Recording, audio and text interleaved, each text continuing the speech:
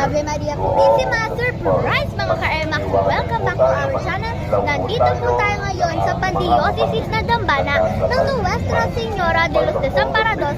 Dito po yan sa bayan ng Santa Ana, lungsod ng Maynila.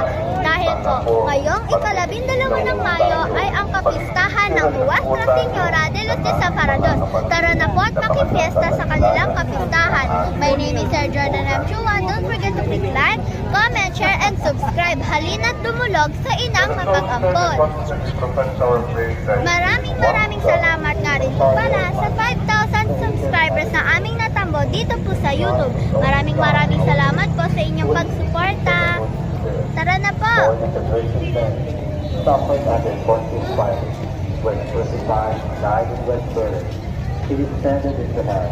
On the third day, he rose again from the dead.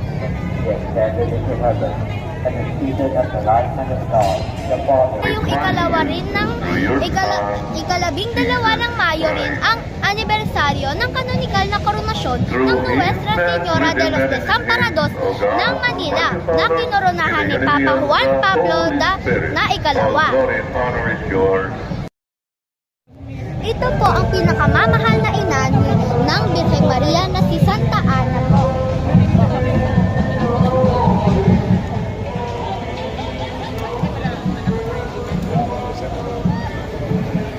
Ito po ang imahe ng Nuestra Señora de los Desamparados ng Manila o mas kilala bilang La Gobernadora de Manila. Ayan po.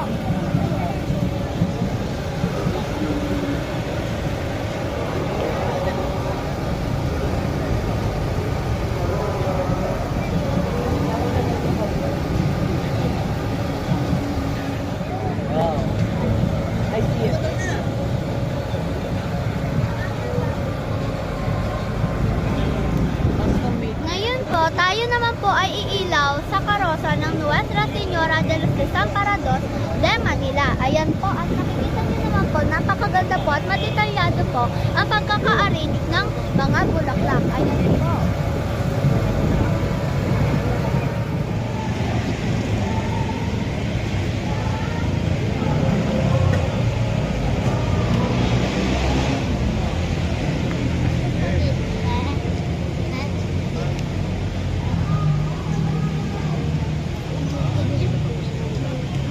My brothers and sisters, behold Jesus. Ngayon po ay pupuntahan po natin ang kamarin ng Nuestra Señora de los Desamparados ng Manila. Tara po!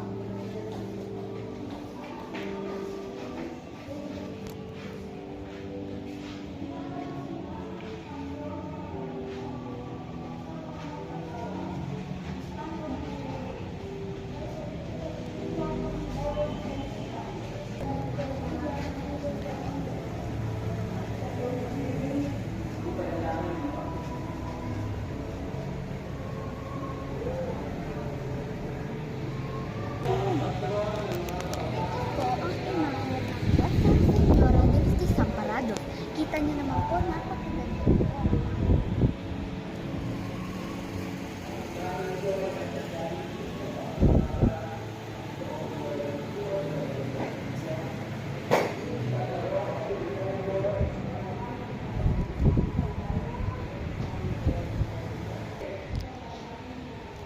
Nandito po tayo ngayon sa likod ng Nuestra Señora de los Desamparados ng Manila. Ayan po ang kanyang belo o mas kilala bilang besamanto. Tara na po.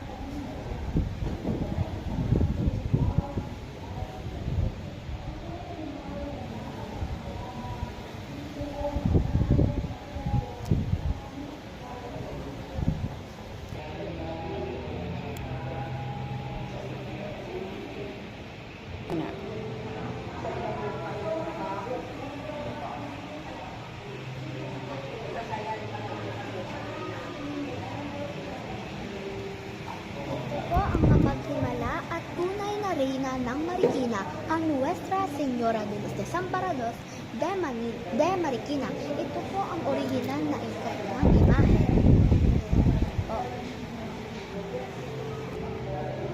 Ito po ang original na mapaghimalang replika na ito po ang original na imahe ng Nuestra Señora de los Desamparados ng Marikina.